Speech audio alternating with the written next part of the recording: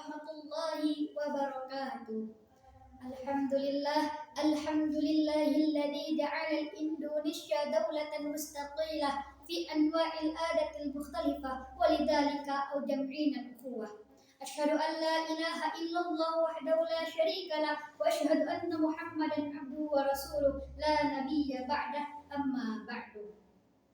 Dewan juri yang ana ta'zimi, hadirin rahimakumullah. Yang pertama-tama, marilah kita bersyukur kepada Allah Subhanahu wa taala dengan mengucapkan alhamdulillah. Kenapa kita harus bersyukur kepada Allah?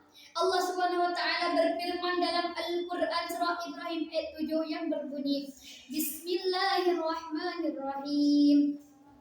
La in syakartum la azidannakum wa la in kafartum inna 'adzabi lasyadid.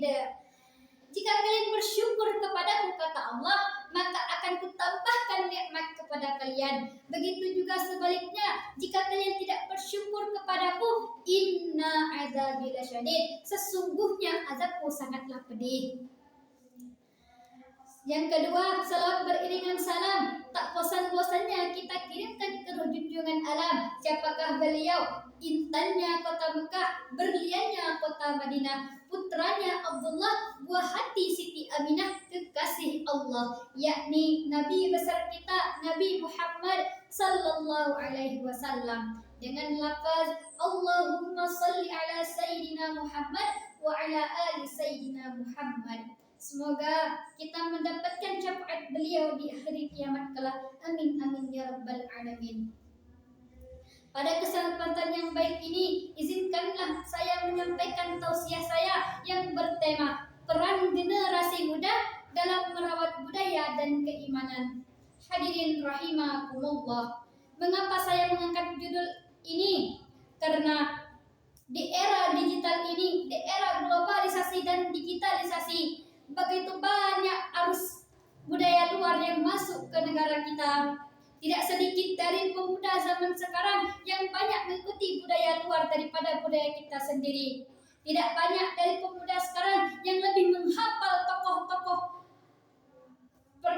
pemain Cina, lebih hafal aktor-aktor Korea daripada menghafal tokoh-tokoh bangsa, menghafal nama para ulama. Betul. Allah Subhanahu wa taala berfirman dalam Al-Qur'an surah Al-Kahfi ayat 13 yang berbunyi, Bismillahirrahmanirrahim. Innahum fityatun amanu bi rabbihim wa zidnahum huda.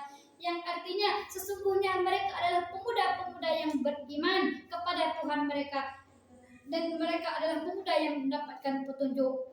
Dari Ashabul Kahfi adalah sekelompok pemuda yang teguh iman di arus tekanan zaman. Mereka adalah contoh abadi bagi kita semua. Di era digitalisasi ini, pemuda-pemuda zaman sekarang banyak meninggalkan sholat, tidak membaca Al-Quran, dan menganggap agama ini adalah kuno dan tidak relevan. Na'udzubillahi min zalik. Inilah yang harus kita waspadai. Budaya bukan hal yang kuno. Budaya bukan hanya kesenian dan pakaian adat saja, tetapi budaya adalah cara kita memandang dunia. Budaya adalah identitas kita. Budaya adalah cara kita berpikir, cara kita bergaul. Nenek moyang leluhur kita mewarisi budaya seperti gotong royong bersama, musyawarah mufakat, menyayangi yang muda dan menghormati yang tua. Di era zaman digital ini, kita harus bangga dengan budaya-budaya bangsa kita. Dalam sebuah maqalat dikatakan, apa yang kita tanam itu yang kita petik. Jika masa muda kita melakukan perbuatan yang saleh seperti beribadah, salat tepat waktu, rajin membaca Al-Quran, maka itu yang akan mewarnai hidup kita di masa depan. Sebaliknya, jika kita lalai, maka kelelahan itu akan mengakar pada diri kita hingga tua. Na'udzubillahi min zalik. Justru di tengah kesibukan modern, salat adalah pasif ketenangan jiwa. Yang kedua ada membaca Al-Quran. Pemuda zaman sekarang lebih banyak membaca novel daripada membaca Al-Quran. Betul.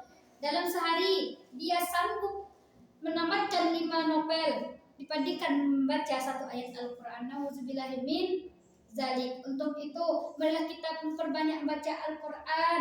Kurangilah membaca hal-hal yang tidak penting, yang membuat kita lalai dan jauh dari iman.